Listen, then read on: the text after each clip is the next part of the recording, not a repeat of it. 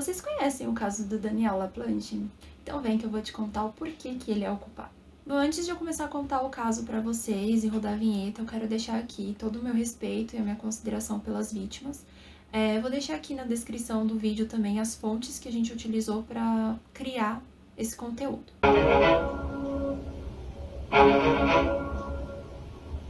Em 1987, Jessica e Annie Andrews moravam com seu pai Brian em uma pequena cidade em Massachusetts, nos Estados Unidos. A família era muito unida e eles estavam enfrentando um processo de luto porque recentemente a mãe havia falecido. Em um dia de muita saudade, as meninas resolveram então ir até o porão da casa e realizar uma sessão de contato espírito com a mãe, com aquele tabuleiro Ouija. Bom, não precisa nem ter assistido muitos filmes de terror para saber que essa ideia não é uma boa ideia. Bom, aí elas fizeram a sessão, resolveram finalizar. Basicamente, elas não tiveram muitas respostas, porém, aquela sessão foi o suficiente para que elas ficassem com medo, né? E elas resolveram ir dormir, subir pro quarto para dormir, com bastante medo. Mas depois de um tempinho, elas começaram a escutar um barulho que vinha da parede do quarto. Esse barulho eram batidas e realmente parecia que tinha alguém batendo naquelas paredes. No começo, elas acharam que era coisa da cabeça delas, afinal, elas estavam com medo, estavam assustadas, né? Só que com o passar do tempo, esse barulho ia aumentando e se prolongando por cada noite. As meninas, então, pensando que tinham conseguido algum tipo de contato com o espírito da mãe, começaram a fazer perguntas e até que se animaram com as respostas, porque cada vez que elas perguntavam alguma coisa, as batidas se davam um tom de respostas que elas perguntavam. Com o passar dos dias, além do barulho da parede começar a aumentar, os objetos da casa também começaram a desaparecer ou mudar de lugar. Então, por exemplo, um dia eles deixavam uma garrafa em cima da mesa, e aí quando eles acordavam no dia seguinte, a garrafa estava no chão, ou estava em um lugar totalmente diferente daquele que eles tinham deixado antes de dormir. E não era só os objetos, os móveis também. Eles mudavam de posição, mudavam alguns até de lugar. As meninas um pouco assustadas, já entendendo que não devia ser o espírito da mãe delas, como elas achavam inicialmente, passaram a relatar para o pai o que estava acontecendo e, obviamente, o pai achou que era apenas elas chamando a atenção. Bom, convenhamos que até agora, tudo que eu relatei parece realmente cena de filme de terror, dos clássicos de filmes de terrores que as pessoas contam o que acontece e alguém desacredita, né? Mas eu prometo pra vocês que vai piorar. Continuem aqui. Em um outro dia, elas escutaram um barulho vindo diretamente do porão. E elas decidiram descer e ir até o porão para ver o que tinha lá. E aí, chegando lá, elas viram que na parede estava escrito: "Eu estou no seu quarto, venha até aqui". E aí, desesperadas, elas resolveram correr e ir até a casa do vizinho para pedir ajuda. Os vizinhos então resolveram acolher elas e também ligar para o pai para que ele pudesse vir até elas, porque elas estavam muito assustadas, né?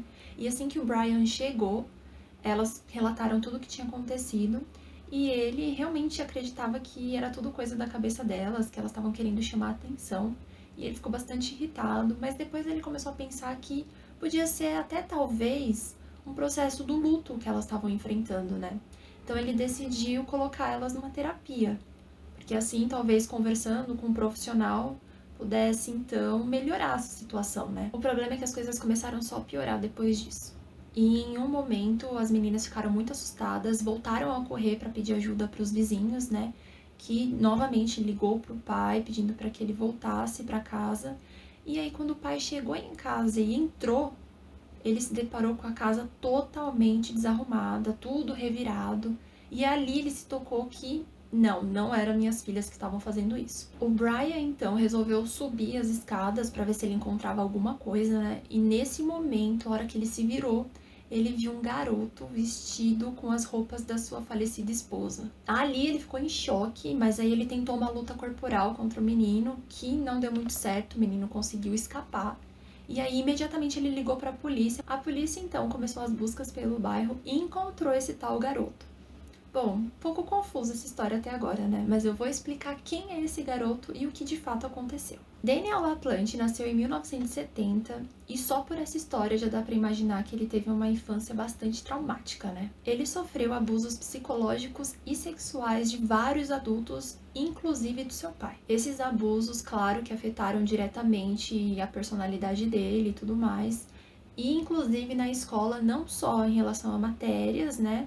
mas também no seu desenvolvimento em si. Ele tinha muita dificuldade de fazer amigos e confiar nas pessoas. Ele foi encaminhado para um psiquiatra que diagnosticou nele não só a dislexia, mas também um transtorno de hiperatividade.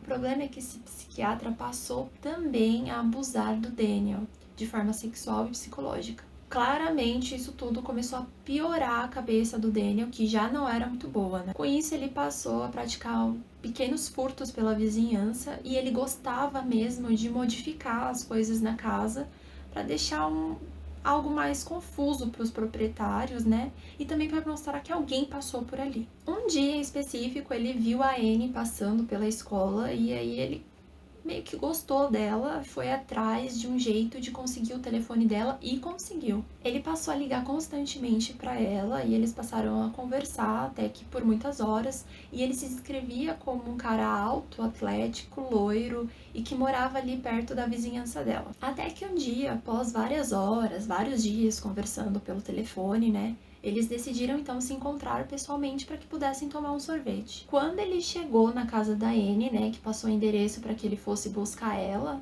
quando ele bateu na porta e a Annie abriu, ela tomou um susto porque ele não era absolutamente nada daquilo que ele tinha descrito para ela por telefone. Mesmo assim, a Annie, assustada, né, ela resolveu dar uma chance para ele, sair com ele, afinal o papo no telefone tinha sido muito bom, né, então o que custava? Mas rapidamente ela começou a se arrepender de ter tomado essa decisão, porque quando eles foram lá pro tal encontro e começaram a conversar, ele começou com perguntas muito inconvenientes, inclusive insistia várias vezes em saber como que a mãe dela tinha morrido de câncer, tipo os detalhezinhos, sabe? E ela obviamente não queria falar sobre isso. E aí a Annie estava muito cansada desse encontro, ela já não sabia mais o que fazer, ela decidiu fugir e deixar ele plantado lá.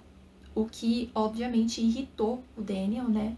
Mas infelizmente ele já sabia onde a Annie morava. Quando a polícia passou a investigar a casa da família, eles descobriram um forro escondido atrás de um armário embutido que ficava no quarto da Annie. E foi nesse forro escondido atrás do armário que a polícia encontrou o Daniel naquele momento em que começou as buscas, né?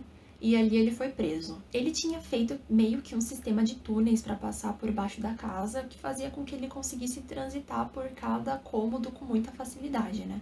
Inclusive, em cada cômodo tinha um buraquinho na parede que fazia com que ele conseguisse observar tudo. E é por isso que ele ouvia e respondia as meninas com batidinhas na parede, né? Quando elas estavam perguntando sobre a mãe e acreditavam fielmente que era o espírito da mãe delas, né? Depois disso, ele foi preso, obviamente, né? Porém, a pena foi muito baixa, porque ele era menor de idade, então no ano seguinte, tipo, ele passou meses preso, né? Mas no ano seguinte ele já estava solto pelas ruas. E como todos os casos de gente que faz esse tipo de coisa, a gente sabe que os crimes não param por aí e de fato não parou. Em 1º de dezembro de 1987, o Daniel invadiu a casa de uma família chamada Gustafson. E ali, essa casa era cerca de 1 quilômetro da casa dele, então a distância era bem perto, né? Lá ele encontrou uma mulher com 2 filhos pequenos. Essa mulher chamava Priscila, ela tinha 33 anos, e o Daniel estuprou ela e desferiu vários tiros a queima-roupa nela, que fez com que ela falecesse. E as crianças, ele acabou afogando em banheiras, né? Só que um em cada banheiro. O marido, ele foi poupado disso tudo porque no momento ele estava trabalhando, então quando ele chegou na casa ele já tinha visto a família morta, né? O Daniel foi preso e no julgamento ele foi condenado a 3 penas de prisão perpétua. Pasmem, apesar de no julgamento ele falar sobre arrependimentos e tudo mais, tudo não passou de uma tática para diminuir a pena, né? Porque na prisão foi constatado que ele não tinha arrependimento nenhum. E aí, agora vocês me contam, como vocês iam lidar com a situação de ter um homem vivendo dentro da parede de vocês, mais especificamente dentro de um armário? Deixa aqui nos comentários. Se vocês gostaram do vídeo, não esqueçam de deixar seu like, isso vai ajudar muito o canal, inclusive a se inscrever também.